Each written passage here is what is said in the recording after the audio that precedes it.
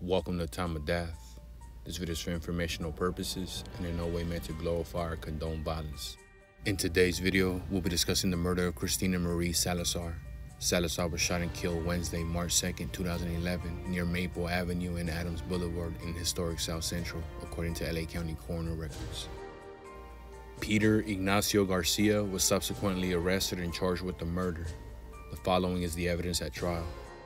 While many of the events preceding the homicide were the subject of conflicting evidence at trial, it was undisputed that on March 2nd, 2011, at about 1 p.m., defendant Peter Garcia shot Cristina Salazar as she ran across the street near the corner of Adams Boulevard and Maple Avenue in LA, hitting her in the back and fatally wounding her.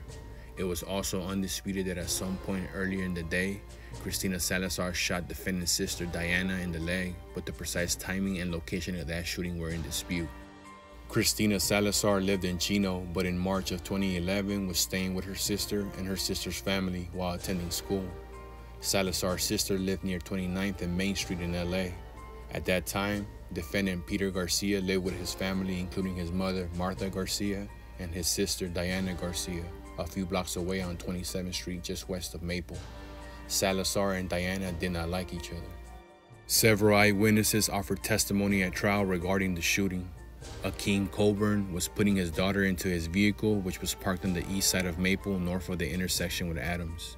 He saw two Hispanic females holding down another Hispanic female in the parking lot driveway of the southwest corner of the intersection. The driveway opened onto the south side of Adams, west of the intersection. Coburn also saw the defendant standing near the group of females. The female being restrained, Salazar was screaming and trying to get away.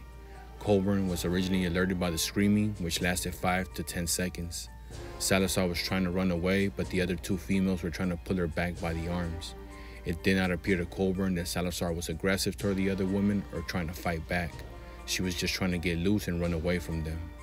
Salazar then broke away and ran into the street heading northwest. Defendant stepped 4 to 5 feet into the street, pointed the gun at her, and just started shooting. Coburn heard 4 to 6 shots total. Coburn saw Salazar run, get hit with a bullet when she was at least halfway across the street, and then continued running forward towards the sidewalk until she collapsed behind a vehicle. Coburn testified that he was watching Salazar as she was shot. LAPD homicide detective Jose Calzadillas interviewed Diana on the day of the incident. She told him that Salazar shot her in the leg on 27th Street and then fled towards Adams, and drew a diagram of the location. Diana was the only witness who told him that Salazar was armed with a weapon. She further claimed that she never went to the Adams location.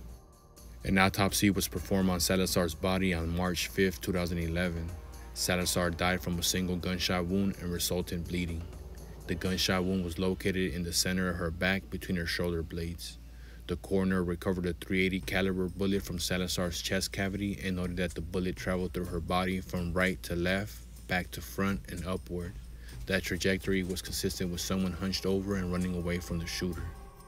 After returning home, defendant got into a gray Ford Explorer and led LAPD officers on a high-speed chase lasting more than 20 minutes.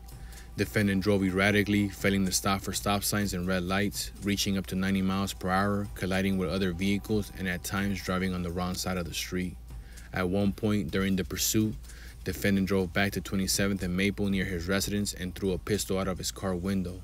An LAPD officer recovered a 9mm pistol, which was partially broken from the impact of hitting the ground. Defendant also threw a gun magazine out his window near Maple and 24th Street. Another LAPD officer recovered the magazine, which contained 4 live rounds of .380 caliber ammunition.